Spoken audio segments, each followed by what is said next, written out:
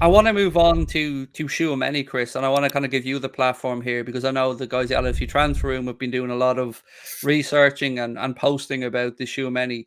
There's been, fair to say, Chris, a few conflicting reports over the past 24 hours. One via, I don't want to say via the Echo, but I think it was Ian Doyle that originally pissed on all of our cornflakes, and then you guys came in like the saviors to say there is still hope. And I want to give you the platform, Chris, to say it because only for you guys yesterday, I would have had nothing to smile about. But that little bit of hope around Tchouameni kept me going. I mean, a lot of reports came out yesterday that, of course, after the Mbappe thing broke down, that Real Madrid will turn their eyes to other targets, Tchouameni being the main one.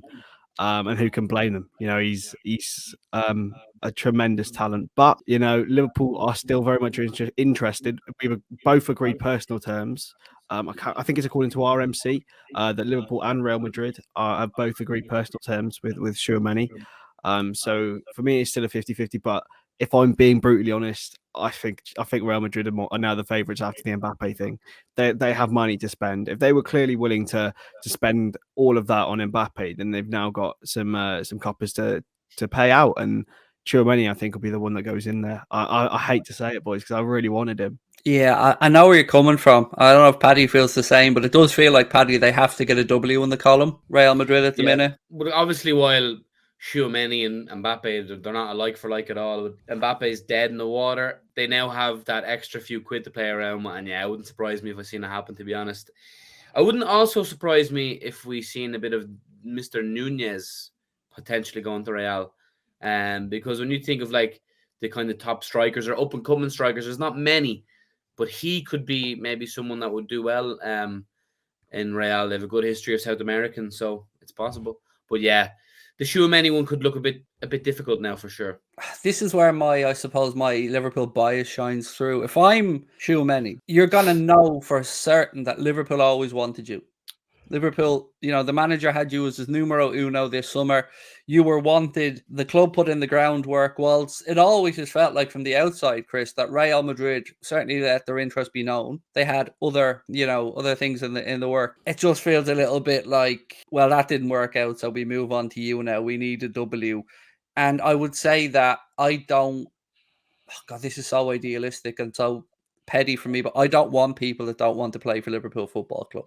If you hear that Jurgen Klopp, Liverpool Football Club are interested in you, and you don't wet yourself with excitement, I don't want you at the club. I suppose, but then if you put the shoe on the other foot, if you hear that Carlo Ancelotti and Real Madrid are interested in you, yeah, but Carlo Ancelotti will be at Real Madrid for how long? A year? I know, 6 but months? Real Madrid as an entity, they are the biggest club in world football. They Look, just they're are. huge. Of course, I'm not denying that. They're huge. Absolutely behemoth. But I think right now, completely idealistic here, because I'm a Liverpool fan, a young player to develop under Kloppo. But, you know, I can't argue back against you, Chris. Real Madrid are huge. They have a French contingent there as well. You know, they've got Camavinga there. Yeah, it's probably just sour grapes for me. I won't lie. It probably is.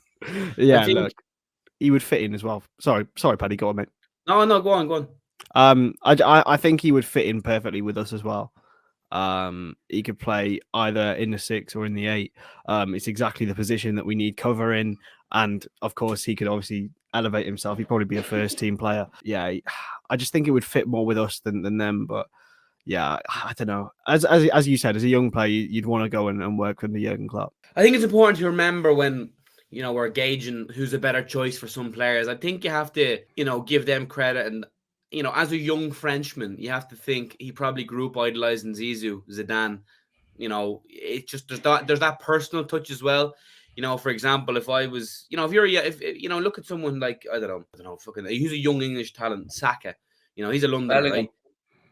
right? Bellingham. Who did Bellingham support when he was a kid? Probably Birmingham. But let's just say he supported Man United, and then Man United came calling. While Man United aren't the best fit for him, because it's Man United and he has a personal thing there, that's what can sway these decisions as well. Which is why I never really hold any gripe towards any South Americans that left Liverpool for Barca or Real, because that's their dream, isn't it? You have to kind of contextualize it a little bit. You know, I hear what you're saying. We're the better choice for most people, but the attractiveness of Barca and Real can never be undoubted, I don't think. Yeah, look, I can't argue, lads. They are huge clubs, absolutely huge clubs, and I just want something to feel good about. And I need something to feel fucking good about. And We will yeah, we will I'm sign players this stretching, I summer, know. mate.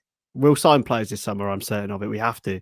With the amount of players that are leaving, I'm sure we'll sign young and we'll sign good because we always do. We have to back these boys. Julian Ward, he clearly already got his thing in order with Carvalho and Diaz. So there's got to be almost better things to come, I think.